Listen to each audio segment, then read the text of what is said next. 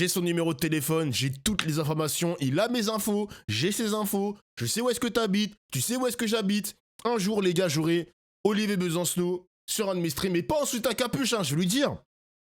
Mon gars, tu vas venir en costard. Comme avec Antoine Léaumont, je veux te voir en costard pour la première fois, mon gars. T'entends bien?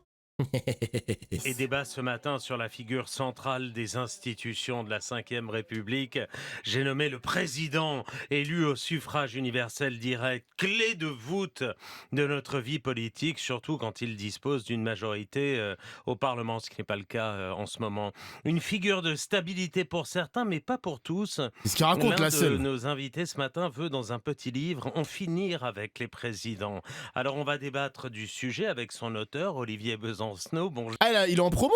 Il a sorti un livre. Bonjour. Vous êtes ancien candidat à la présidentielle, fondateur et ancien porte-parole du nouveau parti anticapitaliste, le NPA.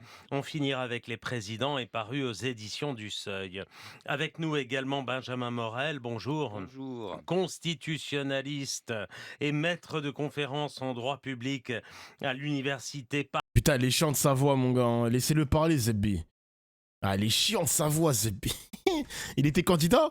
Je crois que Olivier Besancenot, les mecs, il était 3 fois candidat à l'élection présidentielle. Hein. 3 fois, hein, je crois. Hein. Snow en apprenant sa mort hier. Ah, le pape. C'est évidemment un événement extrêmement important qui fait que sa présence, quelles que soient les limites, hein, parce que je l'idéalise pas non plus, notamment sur les questions de contraception, de genre, de sexualité, mais qui n'était pas le pire des papes, on va dire. Et dans le nouveau monde dans lequel on est en train d'évoluer, ça va être aussi un événement politique de ce point de vue-là, son absence. Voilà. Après, il y aurait beaucoup de choses à dire sur sa définition, mais c'est pas moi de le qualifier, mais c'est évidemment un événement. Et... Pape de gauche, disent certains. Bah moi je suis pas qualifié pour le dire. Ouais. En plus, D'ailleurs, le pape de gauche, expression reprise par Pascal Praud, les mecs, et de ses potes qui gravitent sur la sphère Bolloré, très peu apprécié le pape finalement, les mecs. Hein. Moi, ce qui me tabasse, c'est qu'on n'a jamais parlé du pape, on parle très peu du pape sur les chaînes comme ça, et quand la mort survient, c'est là où tu dézingues le personnage. Tu le dézingues, genre. Tu le dézingues.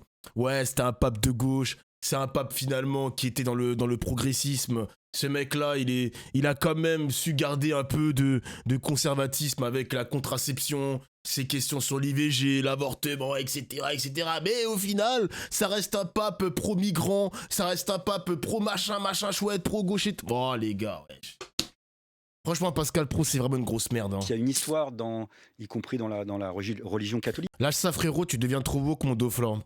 Tu peux développer ou pas? Mais en fait, toi, t'es un streamer politique, mais fort. Mais c'est qui ce mec? Il me suit depuis 2024? Oh non, putain, les mecs, j'ai pas envie de me prendre la tête. Ah là là! Ce soir, pas ce soir! Pas ce soir, les gars. Non, s'il vous plaît, pas ce soir. Pas ce soir, j'ai pas envie. Là, je suis en marathon horreur. J'ai envie de regarder le film d'horreur. J'ai envie de me poser devant Olivier Besancenot. Me cassez pas la tête, s'il vous plaît, les gars. Non, là, pas ce soir. J'ai pas l'énergie, s'il vous plaît, les gars. J'ai pas l'énergie. Je vais le ban. Je vais pas prendre la tête. C'est bon, c'est bon, c'est bon, c'est bon. C'est bon, mon gars. C'est bon, c'est bon, c'est bon. Si on a des suceurs de Pascal Praud parce que le mec, il a un discours de merde, il peut même pas respecter le corps qui est sans doute encore chaud du pape pour ensuite lui casser du sucre devant 2 millions de téléspectateurs. Si t'es un suceur, je t'invite à allumer ta télévision et à aller regarder ces news. Pas ici. Eh, c'est bon, c'est bon. Reviens demain. Non, non, non, non, non, non, non, non. Il y a eu des courants qui... Et surtout, quel rapport avec le wokisme, j'avoue. Le pape, ok, il a des takes de gauche, mais il a quand même des takes de droite. On a un pape qui est un personnage nuancé quand même sur certaines questions. Donc quel rapport avec le wokisme? Quel est le rapport avec le wokisme, les mecs? Je comprends pas. Merci Didou Angel pour le sub, merci mon gars. C'était pour le coup des courants de la théologie de la libération nationale. En Amérique latine, précisément, c'était pas tout à fait son parcours à lui. Non. Mais je pense par exemple à un évêque qui était un évêque brésilien qui s'appelait Heider Camara et qui avait une jolie formule, lui pour le coup, qui disait quand je viens en aide à un pauvre, on dit que je suis un saint, et quand je demande simplement pourquoi le pauvre est pauvre, on dit que je suis un évêque rouge. Ça, c'est une tradition politique qui n'était pas non plus tout à fait la sienne, mais une fois encore, on verra ce que l'avenir nous réserve. Benjamin Morel, le pape ne s'était pas rendu à la réouverture de Notre-Dame de Paris, mais plusieurs fois en France, 3 fois. La dernière... Bon, désolé, mais j'ai passé les... Ouais, je mets que les passages de Monsieur Olivier Besancenot, c'est le seul qui m'intéresse, quand même. L'incarne, et j'imagine produit la crise permanente, c'est-à-dire... le présidentialisme, puisque c'est de la fonction dont j'essaye de parler, évidemment, fait partie du problème et pas de la solution. Voilà, c'est ça que j'essaye d'expliquer, si tant est qu'on essaye de renouer au-delà des sensibilités politiques avec une démocratie qui soit ascendante plutôt que le contraire, c'est-à-dire qui aille du haut vers le bas. La fonction sacralisée, dans le livre, j'en parle, j'ai eu l'occasion de redécouvrir un pamphlétaire qui était socialiste dans le 19e siècle, qui s'appelait Félix Piat, qui a été constamment, durant le 19e siècle, contre la fonction présidentielle, et qui disait que le sacre du suffrage universel sera autrement plus redoutable que l'huile de Reims. Parce que précisément conféré par le suffrage universel. Et en fait, on souffre de ça à telle enseigne qu'aujourd'hui, en effet, le pouvoir politique est rassemblé entre les mains d'un seul. Et si on essaie de... Moi, je ne suis pas constitutionnaliste, c'est un essai, une réflexion politique, sans avoir la prétention d'avoir des réponses sur tout, mais se poser le problème du où est le législatif, où est l'exécutif. Là aussi, c'est Félix Piat qui nous invite à penser à ça. Il dit l'exécutif est au législatif, finalement, ce que le bras est à la tête. C'est-à-dire la tête pense, le bras exécute. Théoriquement, je dis bien théoriquement, le Parlement devrait être le législatif, donc le gouvernement devrait être issu de la représentation parlementaire. C'est même pas le cas, puisque c'est le président qui, dans ce domaine-là aussi, décide de tout. Donc on a un problème qui est doublé d'autres choses, je crois. C'est que l'histoire de la Ve République, au-delà de la révolte qu'elle peut susciter dans une partie de la population par le bas, vue du haut, elle était censée garantir un minimum de stabilité, et je crois que c'est de moins en moins le cas. Donc autant se poser à gauche le problème de ce qu'on mettrait à la place. Alors il y a plusieurs choses dans ce que vous dites, avec d'abord cette... C'est intéressant ce qu'il dit, d'ailleurs. La formule qui consiste à dire que le président il a trop de pouvoir, les mecs, c'est aussi un discours qu'on retrouve chez la France insoumise, chez LFI, toujours chez le NPA. Il y a même Anas Kazib aussi qui est dans Révolution Permanente qui te dit que le président a trop de pouvoir. Ok, on est dans un régime semi-présidentiel avec les pouvoirs qui sont répartis entre le président, les parlements, le Premier ministre, etc. Mais le président, il a quand même sacrément des pouvoirs dans ce régime semi-présidentiel. Jure, un nouveau sub. Il le répète souvent quand même, Olivier Besancenot. Il a parlé aussi de la Constitution, les mecs. Honnêtement, je me demande à titre personnel, merci Souf pour le sub, je me demande si à titre personnel, un jour en France, peut-être dans 10 ans, peut-être dans 5 ans, peut-être dans 50 ans, on va changer notre Constitution en profondeur. Genre vraiment revoir toute notre Constitution. Tous les points de détail et tout ça, est-ce qu'on va supprimer cette ligne, est-ce qu'on va en rajouter une, etc. Franchement, moi, ça m'intrigue. Je suis en train de regarder, il y a très peu de pays qui ont changé leur constitution en profondeur. Récemment, la Hongrie, avril 2025, la Hongrie a adopté une réforme constitutionnelle interdisant les rassemblements LGBTQ+. Bon là c'est une dinguerie. Donc dans la constitution aussi il y a marqué qu'il n'y aura pas des événements de la Gay Pride par exemple. Donc il a aussi inscrit dans la constitution une définition traditionnelle du genre reconnaissant uniquement 2 sexes. Ah ouais, ça c'est un pays de l'Union Européenne les mecs. T'as le Nicaragua qui a retouché aussi sa constitution. Le Congrès nicaraguayen a approuvé une réforme constitutionnelle désignant le président Daniel Ortega et sa femme, la vice-présidente Murillo, comme coprésident. Il a prolongé le mandat présidentiel de 5 à 6 ans. What the fuck? Donc là, le Nicaragua est gouverné par un pouvoir familial. Ok. Le président mexicain Claudia Sheinbaum a signé des réformes constitutionnelles introduisant la première mention du bien-être animal dans la constitution mexicaine, visant à ouvrir la voie à une législation fédérale complète sur le bien-être animal. Ok. T'as des pays quand même qui ont touché leur constitution. Putain, c'est ouf, Ah, tu vois? Super le changement de constitution. Oui, bon, c'est pas des bonnes nouvelles. Bon, sauf sur le bien-être animal. Les mecs, attends. La Tunisie, qui a un régime semi-présidentiel, le 25 juillet 2022, un référendum constitutionnel a eu lieu en Tunisie, aboutissant à l'adoption d'une nouvelle constitution par 95% des voix. Cette réforme a transformé le système semi-présidentiel en un système présidentiel centralisant les pouvoirs entre les mains du président. Vous vous rendez compte, les mecs, que dans ce pays, le pays qui est la France, on estime que dans ce régime semi-présidentiel, le président a trop de pouvoir. Imaginez si on était dans un régime présidentiel où tout est centralisé autour du président. Oh putain de merde. Imaginez seulement les mecs. C'est comme en France. Après, j'ai pas la constitution tunisienne sous les yeux, mais Là, on est sur un régime presque autoritaire en Tunisie. Hein. Les Tunisiens, ne me tombez pas dessus. Hein. Ne me tombez pas dessus, les Tunisiens. Attention, hein. Attention, attention.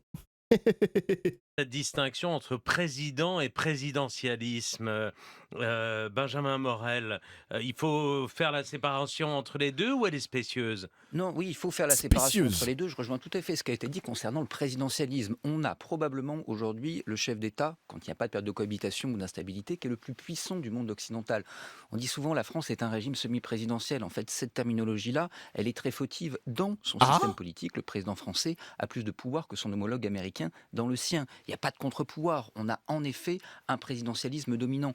En revanche, une figure de chef de l'État, une figure d'arbitre au-dessus des partis qui a la possibilité d'activer certains leviers en cas de blocage politique. Il y en a dans tous les pays occidentaux.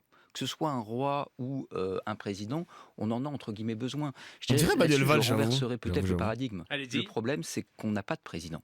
C'est-à-dire que depuis 1958, on a un président qui joue les premiers ministres, on a un président qui joue les chefs de gouvernement, on a un président qui devient en fait une sorte de personnage omnipotent, là où justement nous aurions besoin, comme sous les 3e et 4e Républiques, d'un arbitre au-dessus des partis. On n'a pas de président, c'est ce que vous venez de dire. On n'a pas de président au sens fonctionnel du terme. C'est-à-dire qu'on a un président Janus, qui est à la fois un arbitre, un garant de l'unité de la nation, et en même temps un chef actif du gouvernement, donc fondamentalement clivant. Ça ne peut pas fonctionner, ça ne peut évidemment qu'être instable, et donc à partir de là, on a une fragilité, mais je terminerai là-dessus, cette fragilité, et sans être un turiféraire de la Ve République qui a plein de problèmes, elle n'est pas d'abord dans la Constitution. Le président de la Ve République... La France n'est pas semi-présidentielle parce qu'il y a la combine des législatives juste après la présidentielle, plus les bails de 49.3, tout ça. Après les gars, sur les 49.3, si tu n'as pas la majorité absolue, on l'a vu après les législatives avec Michel Barnier, bah mon gars, tu peux te faire censurer. Hein. Donc en fait...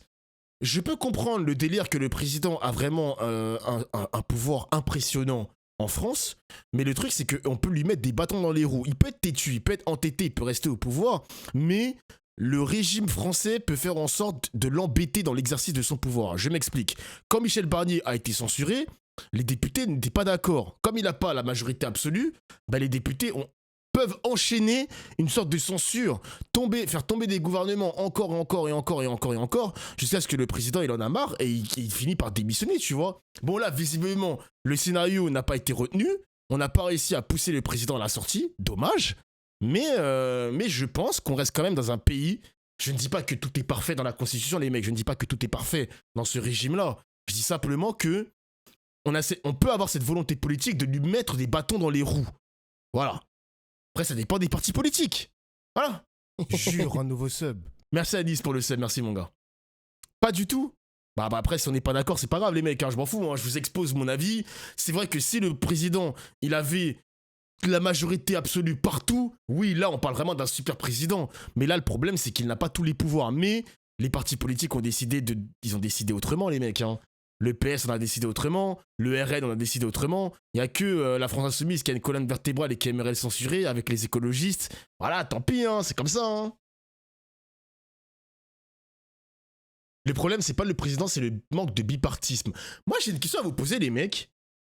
Est-ce que vous pensez que c'est mieux pour la France qu'on soit dans une sorte de bipartisme? Comme aux États-Unis, genre 2 partis, républicains, démocrates, on se fout dans la gueule, on est déjà en finale parce qu'il y a la droite versus la gauche, et c'est tout. Est-ce que le bipartisme, c'est bien ou c'est pas bien, genre? Non. Non. Ah, il y a beaucoup de non quand même. Nul. Ok. Les Américains, ils en peuvent plus du bipartisme quand même. Ah, ok. Ok. Bof. Moi, je trouve ça bien. C'est nul parce que c'est la droite versus la droite. Oui, bah, les États-Unis, c'était pas le meilleur exemple. Hein. Je parle vraiment du bipartisme en France. Mais c'est vrai que, en fait, le non-bipartisme en France, ça donne des nuances de gauche, les mecs. Hein. Ça donne des nuances de gauche qui fait que qu'on a des voix splittées. Il y a beaucoup de voix splittées et ça nous agace. Ça donne des résultats comme Macron président. Mélenchon n'est pas qualifié au 2e tour. Est-ce que le bipartisme en France, c'est peut-être la meilleure solution? Je ne sais pas, les mecs. Je ne sais pas. C'est un débat. C'est un débat qu'on peut avoir, les mecs. C'est un débat qu'on peut avoir. Mais le problème, c'est qu'on est dans un pays où il y a tellement de nuances de gauche, tellement de nuances de droite. Des mecs qui sont dans la droite républicaine en mode les frontières, rien que les frontières. On prend des migrants, quelques migrants, non aux migrants, 0% d'immigration, non à l'IVG, non à l'avortement, oui, on l'ouvre dans quelques cas, oui, tout court, etc. La droite libérale et tout ceci, cela. Oh, c'est un bordel, hein. Et la gauche, t'en parles même pas, les mecs, hein. N'en parlons même pas de la gauche, mon gars, hein. On a la droite et la gauche et les nini, c'est vrai.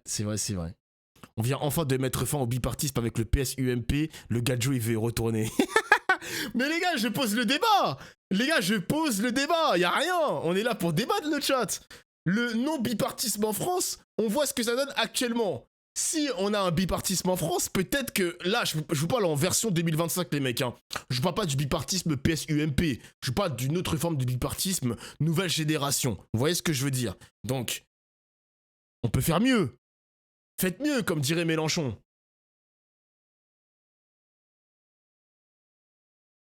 Le bipartisme ou pas, le problème c'est le capitalisme. Ça c'est une bonne réponse. Et je vais mettre play. En droit, a en fait assez peu de pouvoir. Il a des pouvoirs d'exception, la dissolution, etc. Mais sur la politique quotidienne, donc là j'ai une question s'il te plaît. En fait, très résiduel. Bah pose ta question en fait. Pouvoir, c'est à cause de deux choses. Un, parce qu'il a une majorité. Il est et bizarre. deux, parce que nous y croyons. C'est-à-dire que quand on vote pour une présidentielle, on vote en fait pour un programme législatif. Et le problème vient de là. Olivier Besancenot. Que répondez-vous à cela? Non, qu'il y a une différence de point de vue. C'est-à-dire, pour moi, l'arbitrage, typiquement, en termes démocratiques, ça devrait être la population. C'est-à-dire, comment imaginer un système institutionnel avec un I le plus petit possible, en tous les cas, moi, c'est comme ça que j'essaie de le voir, qui permettrait l'arbitrage collectif plutôt que l'arbitrage d'un seul. Alors, c'est en effet pas qu'une discussion constitutionnelle, même si je vous trouve un petit peu large avec la fonction présidentielle, parce que je rappelle quand même que si Emmanuel Macron demain se présente à nous en disant j'ai les pleins pouvoirs, constitutionnellement il peut l'avoir. C'est l'article 16 et on pourrait démultiplier les exemples de cet acabit. Donc je pense que moi je l'ai découvert en me repenchant sur le sujet parce que très sincèrement c'est plutôt un angle mort ces questions politiques-là dans ma tradition politique. Hein. On pense que la politique c'est plutôt le prolongement des luttes et on n'imagine pas autre chose. C'est aussi l'occasion de réfléchir à ça. Je focalise un peu que sur l'histoire. Voilà ce que tu penses que Rima Hassan a détruit la France insoumise. Hein? Comment ça? C'est quoi cette question, wesh?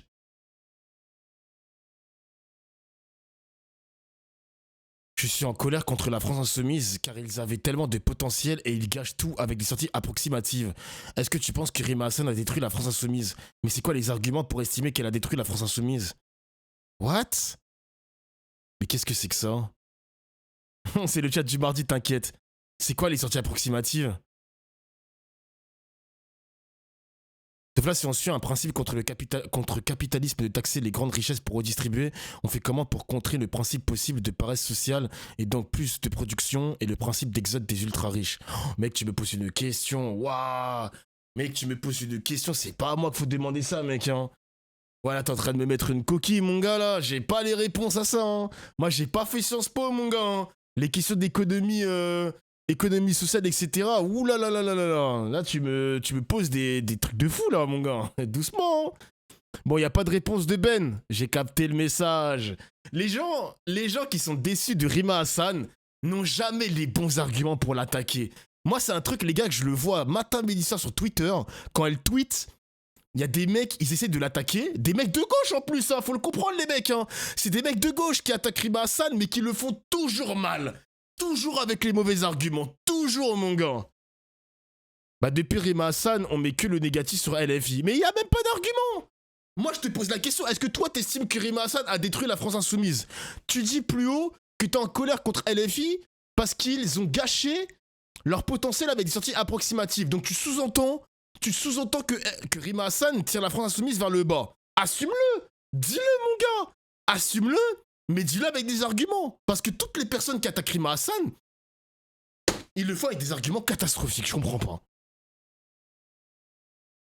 Moi, j'aime beaucoup Rima Hassan, mais la communication, elle est catastrophique. C'est pas un argument. C'est toujours pas un argument, mon gars. C'est pas un argument. C'est pas un argument. Qu'est-ce que t'estimes une communication catastrophique? Une communication désastreuse?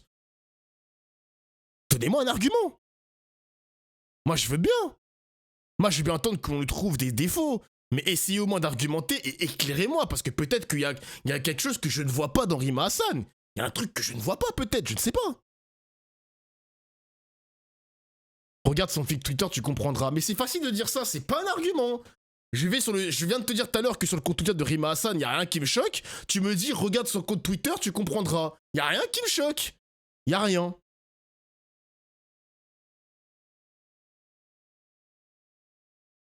Quand elle parle de la mer au Jourdain ou je ne sais pas quoi, c'est abusé, elle veut détruire Israël ou quoi? Bah non, en fait. Elle veut un État laïque. En fait, la position de Rima Hassan, là où on peut dire que sa communication, elle est pas catastrophique, mais la position est floue. De ce que j'ai compris de Rima Hassan, elle veut un État laïque. Elle veut un État laïque.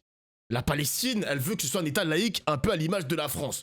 Je ne sais pas sous quelle forme elle souhaite, mais premièrement, j'ai écouté ça de la bouche de Rima Hassan, et deuxièmement, j'ai entendu Rima Hassan qui nous parle de 2 États. Donc moi, je suis en mode, est-ce qu'elle veut un État laïque ou 2 États? Là, je comprends pas, tu vois. Mais la communication n'est pas catastrophique en soi, tu vois. Vas-y, bref, ferme ta bouche, toi, pas d'argument, go next. J'ai pas l'air. Moi, j'en ai marre de donner du gaz à des mecs qui n'ont même pas d'argument pour attaquer correctement Rima Hassan. Vas-y, frère. Vas-y, gros, vas-y. Deuxième ban? Non, j'ai pas le ban, les mecs, mais je trouve ça ridicule, quoi. Je trouve ça ridicule.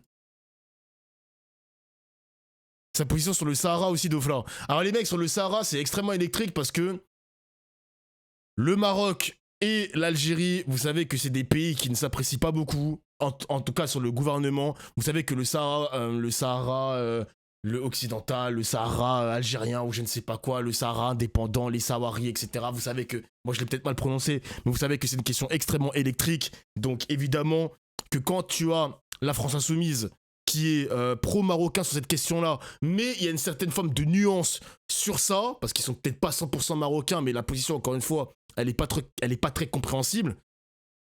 Les mecs... Qu'est-ce que vous voulez que je vous dise, les mecs? Qu'est-ce que vous voulez que je vous dise? C'est la fita du mardi soir, exactement. C'est la fita du mardi soir. Il y a des mecs qui sont pas contents de la France Insoumise parce que justement, ils ont reconnu la souveraineté du Maroc sur l'entièreté du Sahara, quoi. Enfin voilà, c'est des questions qui sont très complexes. C'est des questions compliquées, les mecs. C'est tout, c'est comme ça. Voilà. De la Ve République, puisque c'est vrai que la Ve République naît dans le cadre de l'histoire coloniale française, la guerre d'Algérie, avec une tentative. On a un peu divagué quand même. Hein. Le 13 mai 1958, De Gaulle arrive au pouvoir dans ce cadre-là, et on lui taille une constitution sur mesure, c'est-à-dire où il a en effet les pleins pouvoirs. Mais je crois que c'est plus profond que ça, et en effet, c'est l'occasion de redéterrer, par exemple, le poids du bonapartisme, qui est aussi une histoire française, mais il n'y a pas que cette histoire-là. Voilà. C'est-à-dire qu'il y a une autre histoire en France, qui est une histoire aussi plus de démocratie directe. Par exemple, la première expérience républicaine, après la Révolution française, personne ne pleure le roi. Personne n'est en manque d'une espèce de figure tutélaire en se disant qu'il faudra peut-être une version laïque de la royauté. Personne n'imagine ça. Et j'ai relu du coup ce que je croyais connaître, alors qu'en réalité, en fait, je l'avais lu de manière très succincte, la Constitution de 1793, qui était probablement une usine à gaz par plein d'aspects, qui n'a jamais été appliquée vu le contexte de l'époque, mais qui essaye d'imaginer une démocratie d'assemblée. Et à ce moment-là, personne ne pense le pouvoir d'un seul. C'est une histoire qui va arriver, le présidentialisme, à partir de la Seconde République, dans le cadre du bonapartisme. Donc pour moi, il y a 2 histoires, et la question, c'est avec laquelle, à gauche, on pourrait chercher à renouer, parce que le présidentialisme, pour moi, fait beaucoup de dégâts. Y compris à gauche. Ça c'est bien, ça c'est bien vrai. Hein. C'est bien vrai. C'est comment on pourrait essayer, au-delà des désaccords, à gauche, de suspendre la compétition électorale 30 secondes pour essayer de réfléchir ensemble à ce que pourrait être autre chose qu'une démocratie qui fonctionnerait sur le présidentialisme. Ce que vous décrivez autrement, Olivier Besancenot, c'est une vie politique qui se réveille une fois tous les 5 ans. C'est ça. Et point. Et pour le reste, on spécule, jeu de petits chevaux, etc. C'était pas la culture politique commune à gauche. Bon, quand même la plus belle punchline, on dirait ça comme ça aujourd'hui, contre la Ve République, on la doit à un certain François Mitterrand, qui parlait d'un coup d'État permanent. Alors je vous parle de François Mitterrand de 1962, pas de 1980, ça aura échappé à personne, mais il y avait quand même l'idée qu'il fallait sortir de ce cadre-là. Et souvent à gauche, on règle le problème en disant on va mettre la 6e, et on n'essaye plus d'aborder les questions. Et du coup, je crois que la gauche, malheureusement, s'est rendue trop prisonnière du calendrier de la Ve République. Et comme vous le dites, en effet, on sort d'une élection présidentielle, dans les 5 minutes qui suivent, on est déjà en train de préparer la suivante. Après, j'aime bien sa manière de penser, mais le truc, c'est que la question de la 6ème République, personne ne veut en parler. Hein. personne veut en débattre. Ils sont tous en mode, t'as Marine Le Pen qui a envie de changer un petit peu le scrutin sur une réforme sur les élections. Elle a envie de changer ça en profondeur, mais c'est pas vraiment un changement de république. Il y a littéralement que la France insoumise qui se pose la question d'une 6ème république, du pouvoir présidentiel qui va sans doute changer, de l'Assemblée constituante, de ceci, de cela. Donc, il n'y a que LFI, hein. Je pense que la majorité des partis politiques veut rester dans cette 5ème république. Ça dérange personne.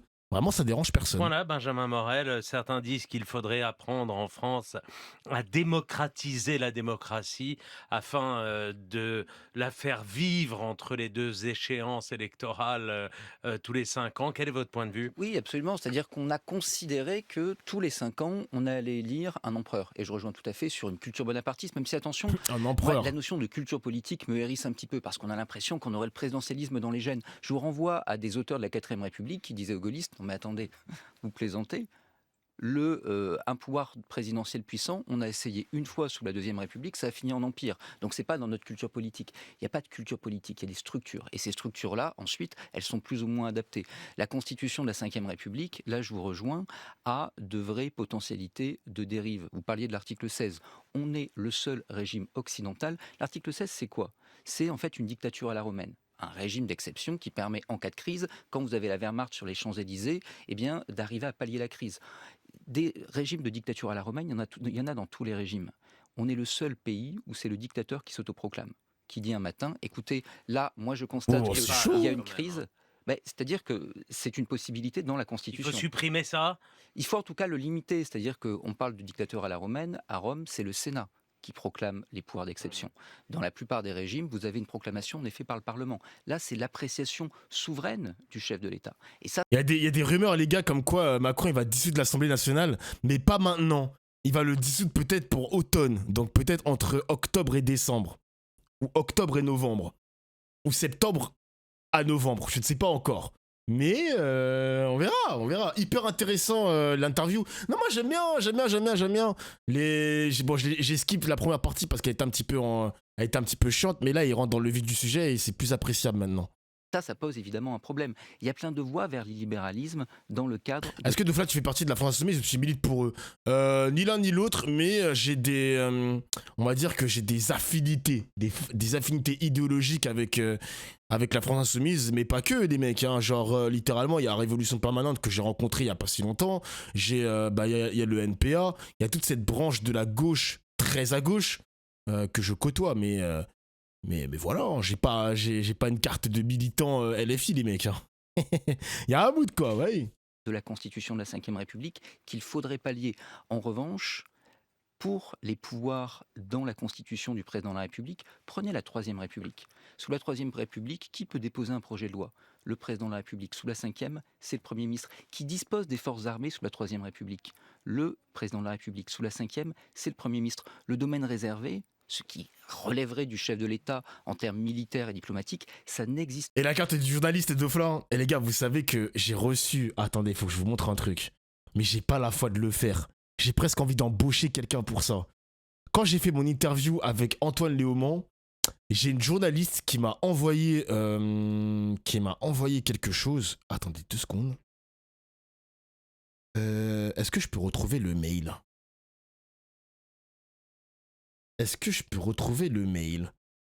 On m'a envoyé un mail avec toutes les indications à faire. Ah, c'est là, carte de presse. On m'a envoyé un site du gouvernement pour une reconnaissance d'un service de presse en ligne. C'est tellement long, les mecs.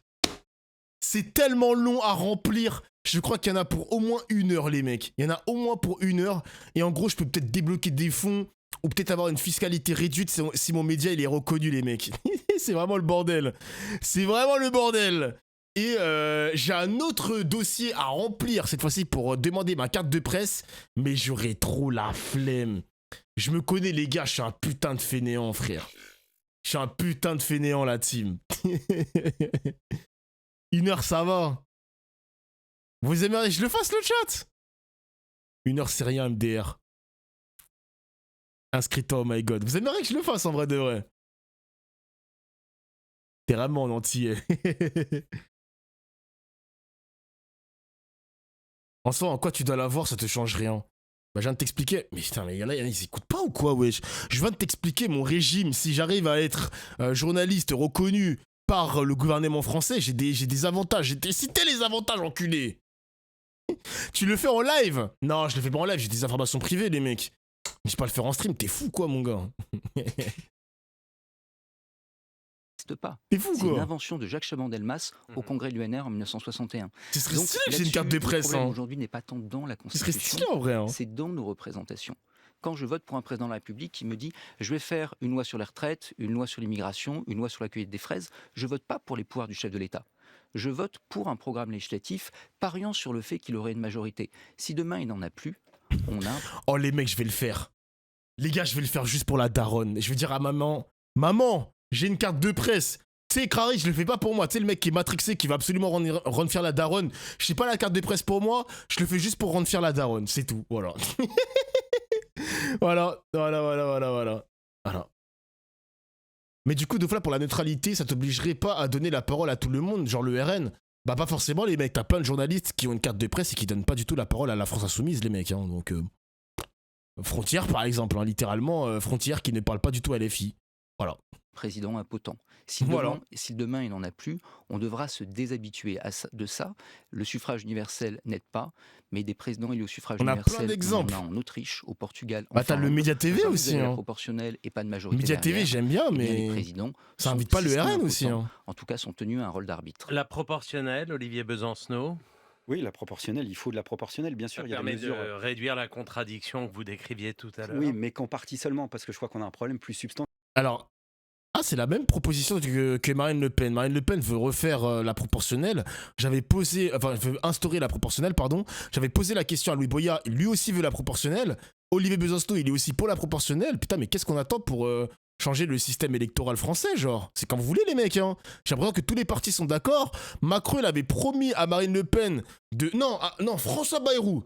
François Bayrou avait promis à Marine Le Pen de changer en profondeur le système électoral en instaurant la proportionnelle. C'est lettre morte pour l'instant. Il y a toujours rien. Hein. Il y a toujours rien, les mecs. Hein. C'est là fou, où non? se canalise le pouvoir de ce qui ne peut pas être décidé localement. Et là, je crois qu'on a besoin de tout remettre à plat.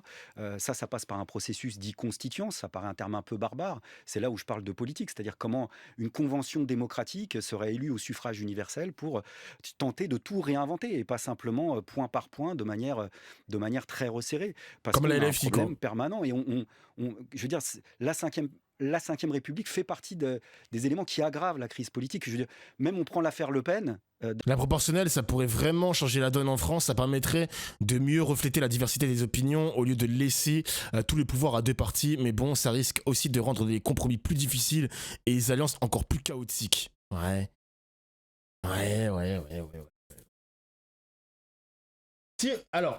Si vous savez pas ce que c'est la proportionnelle, les mecs, je peux vous citer un exemple. Sur une assemblée de 100 sièges, alors je prends un exemple large les gars parce que je ne sais pas exactement ce que le RN veut proposer, ce que Olivier Besancenot veut proposer, mais en gros, si tu as 100 sièges à distribuer, il y a 4 partis qui se représentent avec les résultats suivants. Donc le premier parti a 50% des voix, donc 50 sièges, le deuxième parti 30% des voix, 30 sièges, etc. Genre le chiffre, le pourcentage représente son siège, le nombre de sièges. Ça peut être intéressant dans l'idée, mais je ne sais pas en profondeur qu'est-ce que veut exactement la France Insoumise. Faudrait que je me plonge dans le programme. Hein. Voilà. Faudrait que je me plonge dans le programme, mais bon. D'un certain point de vue, c'est encore ça, puisque l'argument, c'est d'ailleurs assez délirant du Rassemblement National, c'est de dire pourquoi. Je trouve pire l'idée, ça va tout bloquer. C'est parce qu'en gros, elle est en tête dans les sondages. C'est-à-dire, vous avez dans la Ve République l'immunité présidentielle, articles 67 et 68, qui fait que le président. D'un point de vue pénal, administratif ou civil, s'il fait quelque chose, il lui arrivera rien le temps de la présidence. On verra éventuellement avec Nicolas Sarkozy. Mais là, on est en train quasiment d'inventer l'immunité avant même d'être élu. Sondagière, exactement. Ouais. Donc, ce qui serait, mais parce que là aussi, on est dans cette logique. Et le problème, c'est comment essayer de s'en extirper. 6e République, vous dites dans un entretien au Nouvel Obs, Benjamin Morel, qu'il suffit de changer 2 articles dans une constitution pour en changer l'esprit et que si on veut appeler ça 6e République, c'est du marketing. Pour moi, si vous voulez, la 6e République, c'est ni un totem ni un tabou. C'est quoi la 5e République? La 5e, c'est une 4e qu'on a amendée.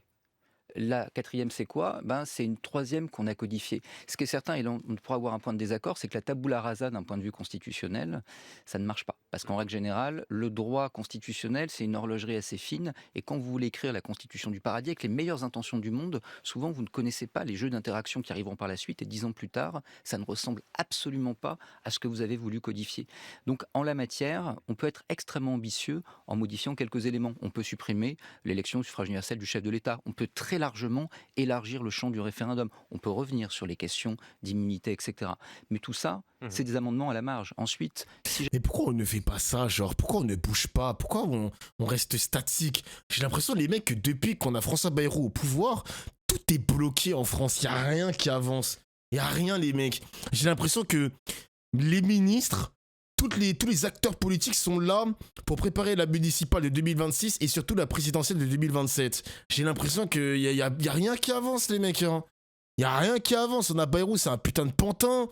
On a Macron qui est uniquement sur les sujets internationaux, et laisse le Premier ministre faire son travail. Donc là, on est vraiment sur la séparation des pouvoirs quand ça l'arrange. Mais il n'y a rien qui se passe, les mecs. Il n'y a rien, genre, on dirait un gouvernement d'intérim, je te jure. Je te jure, il n'y a rien, genre.